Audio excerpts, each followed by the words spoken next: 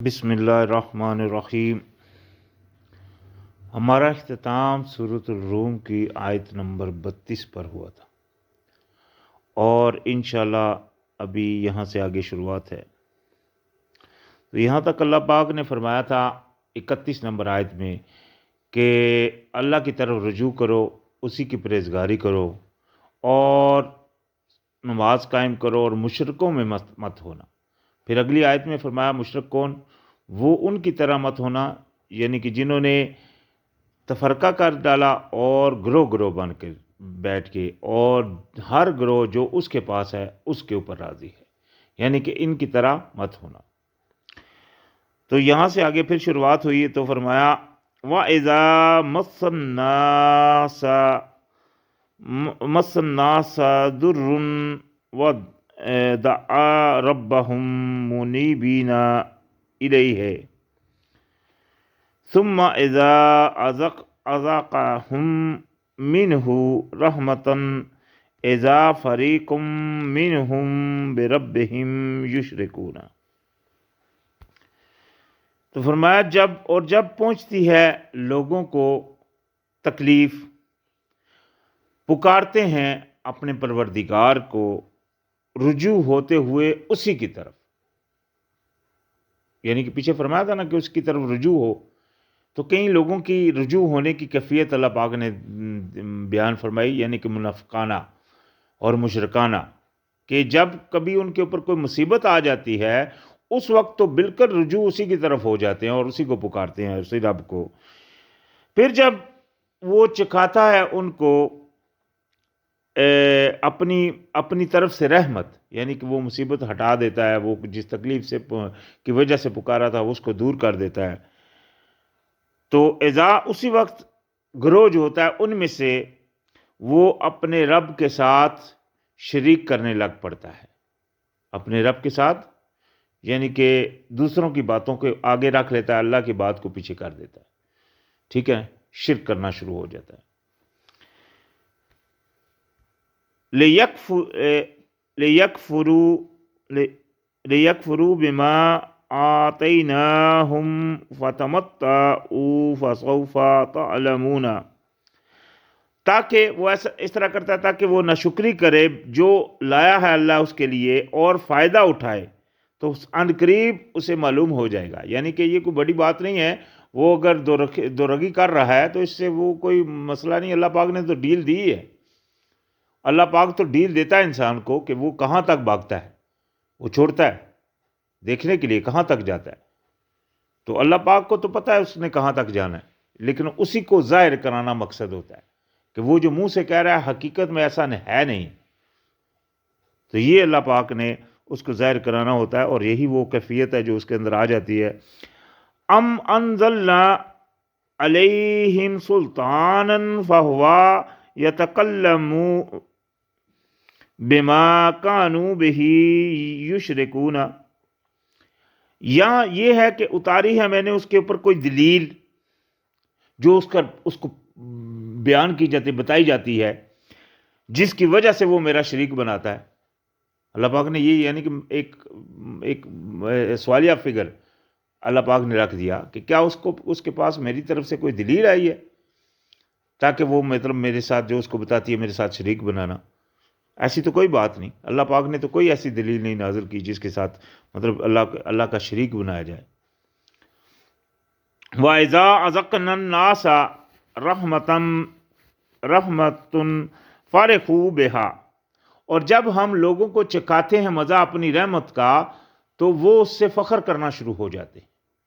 यानी कि अल्लाह दे रहा है नेमत, लेकिन उससे कैफियत ये घटिया लोगों की बात हो रही है, यानी कि वो लोग जो अल्लाह की तरफ इतना वो रुजू नहीं करते, अल्लाह से दिल से नहीं हुए, उनकी कैफियत यह है कि जब कोई थोड़ा सा अल्लाह पाक उनको देता है तो वो क्या करते हैं, फ़ख्र करना शुरू कर देते हैं बेहा उसकी वजह से। व इन तुसिबहुम सय्यआतुम बिमा क़द्दमत ऐदीहिम इज़ा हुम यक़नतूना, और अगर आ जाए उन पर पहुंच जाए उनको कोई बुराई उस वजह से जो उनके हाथ आगे भेज चुके, यानी कि इंसान को जब बुराई पहुंचती है, अल्लाह पाक ने दूसरी जगह फरमाया वो इंसान को उसी के गुनाह का बदला में दिया जाता है। تو جو ان کے ہاتھوں نے آگے بھیجا اس کی وجہ سے اگر ان کے اوپر کوئی مصیبت آ جاتی ہے اسی وقت وہ مایوس ہو کر رہ جاتے ہیں. مطلب یہ ان کی کیفیت ہوتی ہے کہ وہ نا امیدی سے ظاہر کر دیتے، مایوس ہم سے چلا گیا، ابھی تو ہم کو ملے گا ہی نہیں، ہم تو گئے، وہ ہم سے بہتر ہے، دوسرا صحیح ہے، ہم غلط ہیں. مطلب اس طرح کی سوچیں وہ اس کے اندر آنا شروع ہو جاتی ہے. اور وہ اس کے اوپر ایک تو ہوتا ہے ویسے بھی سوچ آئے نارمل بندے کے اوپر، جو اللہ کو ماننے والا اس کی طرف بھی آتی ہے، لیکن وہ اس کو سوچ کو منفی کر دیتا ہے، مطلب فارغ کر دیتا ہے اپنے سے. ایک وہ ہے جو سوچ کے اوپر اپنے آپ کو جما لیتا ہے. تو یہ ان لوگوں کی بات ہو رہی ہے.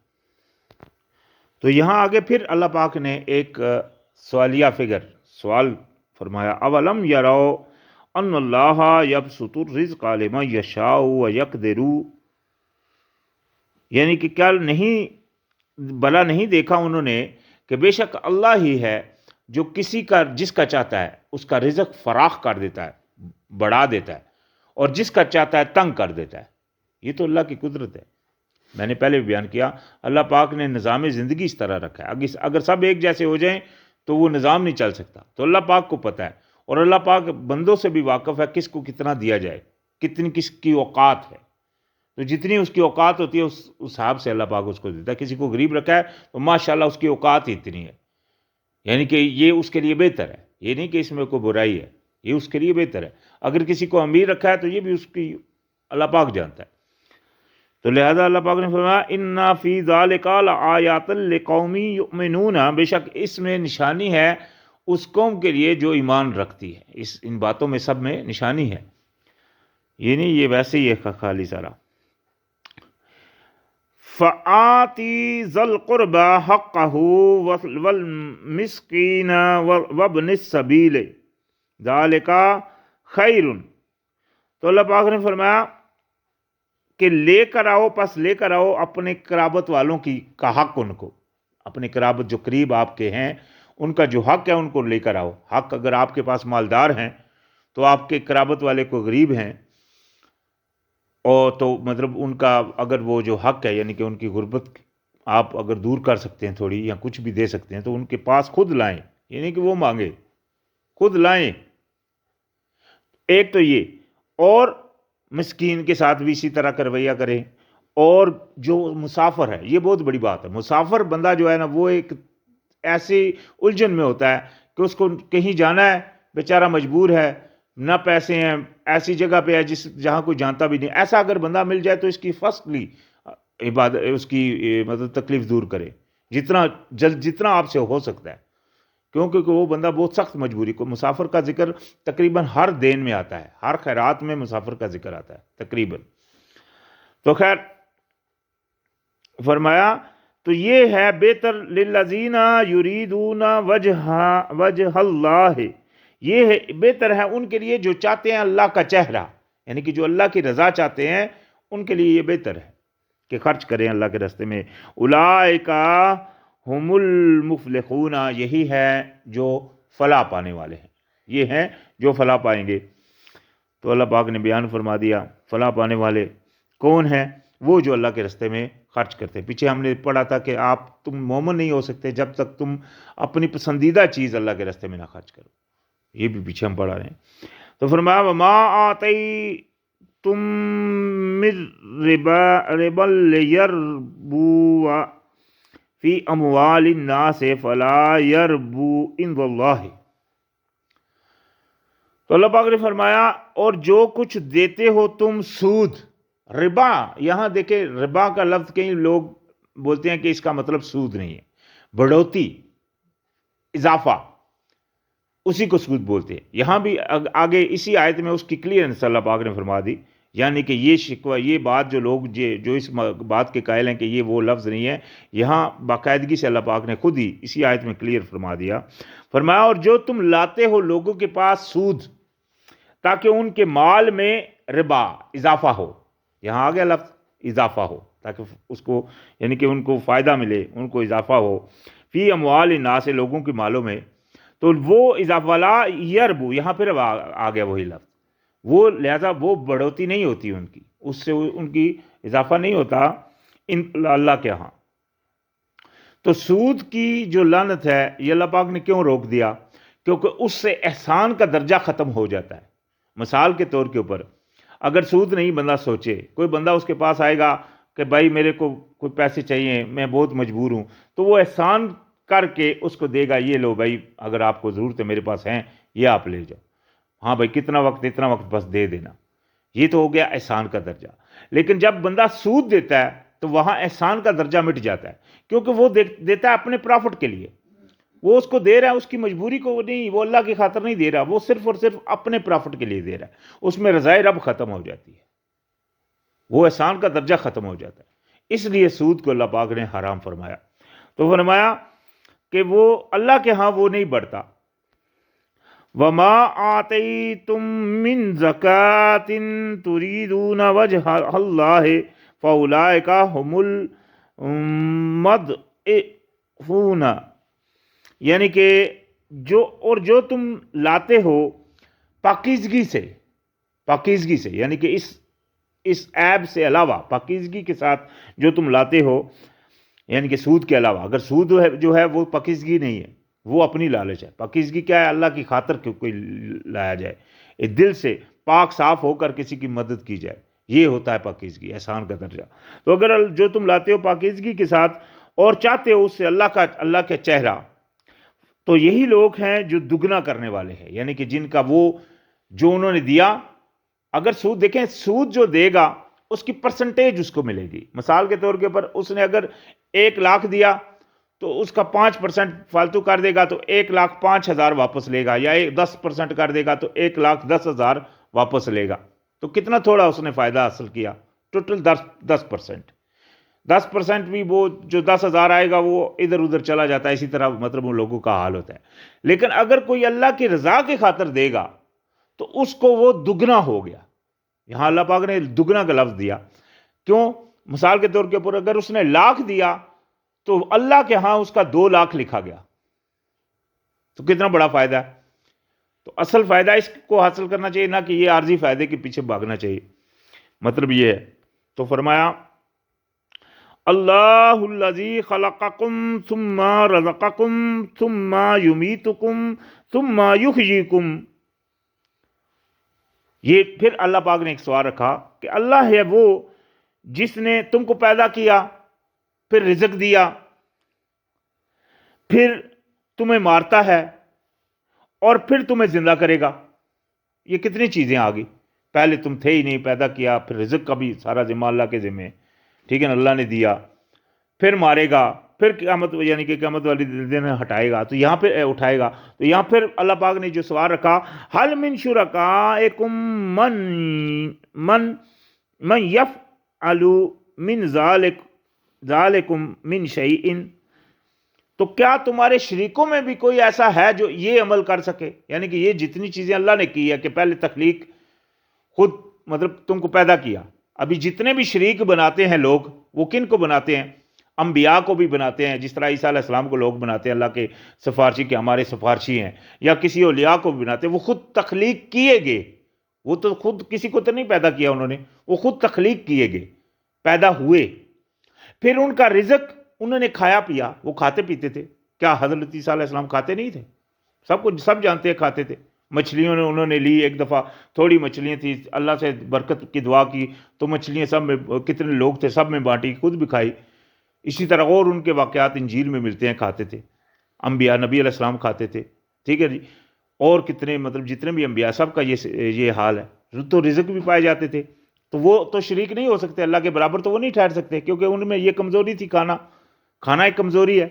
اسی طرح اللہ پاک نے ان کو پھر یعنی کہ پھر ان کو مارا، دیکھو مرے بھی، اسی طرح وہ زندہ بھی کرے گا قیامت والے دن. تو یہ چیزیں کیا شرکا، یہ چیزیں کوئی اور شریک میں ہیں؟ اللہ پاک نے پوچھا کہ کیا ان شریکوں میں بھی یہ اس طرح کی کوئی چیز ہے جو یہ کم کر سکتے ہوں؟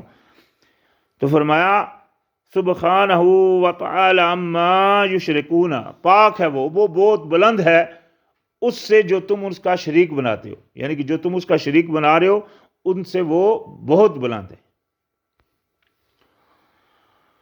تو فرمایا ظہر الفساد فی البر والبحر بما کسبت ایدی الناس لیذیقہم بعض الذی عملوا لعلہم یرجعون۔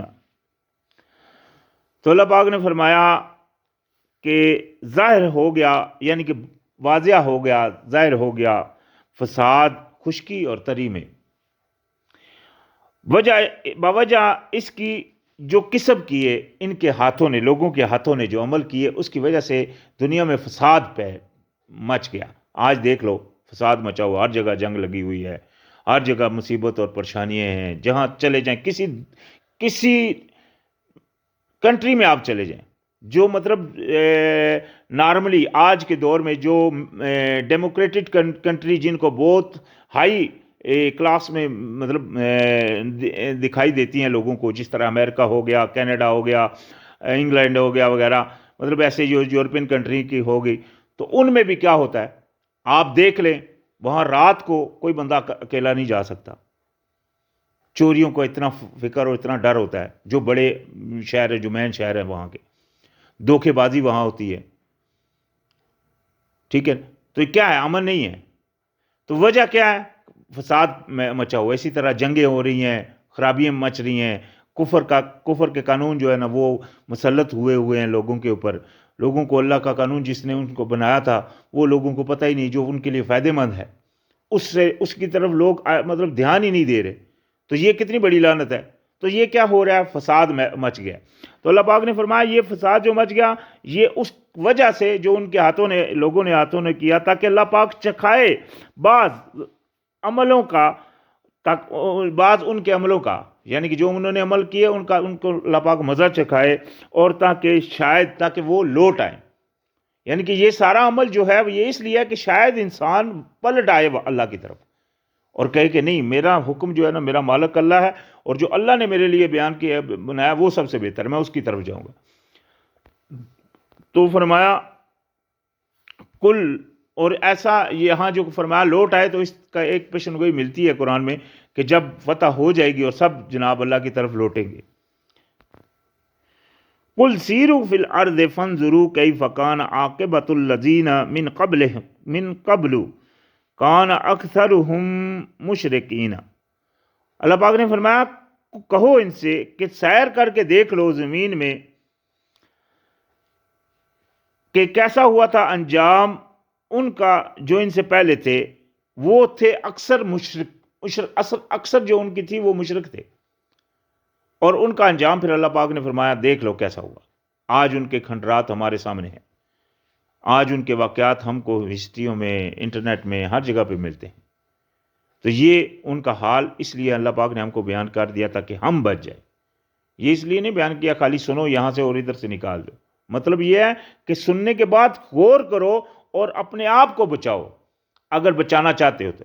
اس لیے یہاں آگے ابھی ایک آیت آئے گی جس میں اللہ پاک نے دو ٹوک میں واضح فرما دیا۔ تو یہاں کیا فرمایا؟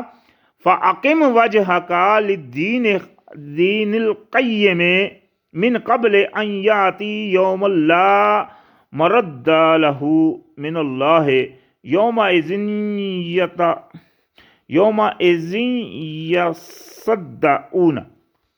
تو فرمایا تو قائم کر لو، یعنی کہ اپنے آپ کو قائم کر لو، اپنے چہرے کو اس قانون کی طرف جو سیدھا ہے، اس قانون کی طرف اپنے آپ کو سیدھا کر لو، اس سے پہلے کہ آ جائے تم پر وہ دن جس میں نہیں کوئی ٹلے گا، یعنی کہ اس میں وہ ٹلنے والی بات نہیں ہوگی اس کے لیے اللہ کی طرف سے۔ اس دن وہ جدا جدا ہو جائیں گے، یعنی کہ وہ جس طرح ہوتا ہے کہ کسی مطلب سوراخ کے اندر اڈیل دیے جائیں، اس طرح ان کا حال ہو جائے گا۔ تو لہذا اس دن سے پہلے اپنے عملوں کے جانچ کر لو۔ اللہ پاک نے قرآن میں فرمایا کہ وَلْيَنظُرِ النَّفْسُ مَا قَدَّمَتْ لِغَدٍ، تو ہر انسان کو دیکھنا چاہیے کہ اس نے کل کے لیے کیا بھیجا۔ تو لہذا یہ دھیان کرنا ہے، اسی لیے یہاں فرما دیا من کفرا، جو انکار کرے گا فعلیہ کفرہ، تو اسی کے اوپر ہوگا اس کا کفر، انکاری، یعنی کہ جو انکار کرے گا اس کا انکار بھی اسی کے اوپر ہے۔ ومن عمل صالحا اور جو کوئی عمل کرے گا اچھے، فَلِأَنفُسِهِمْ تو اپنے لیے، یمخدون اپنے لیے راہ ہموار کرے گا، یعنی کہ اگر کوئی برا کرے گا تو اس کا برائی کا بھی اسی کے اوپر ضرر ہے، اور کوئی اچھا کرے گا تو اس کا فائدہ بھی لینے والا وہی ہوگا۔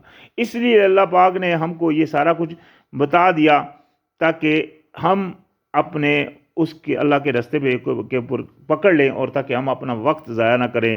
یہ اس لیے لِيَجْزِيَ الَّذِينَ آمَنُوا وَعَمِلُوا الصَّالِحَاتِ مِنْ فَضْلِهِ إِنَّهُ لَا يُحِبُّ الْكَافِرِينَ، تاکہ اللہ پاک بدلہ دے ان لوگوں کو جو ایمان لائے اور عمل نیک کرتے رہے۔ اللہ پاک تاکہ بدلہ دے ان کو جو ایمان لائے اور عمل نیک کرتے رہے نیک اپنے فضل سے، بے شک وہ نہیں پسند فرماتا انکاری کرنے والوں کو، یعنی کہ جو اللہ کی طرف نہیں جھکتے اور انکار کے اوپر اڑے ہیں۔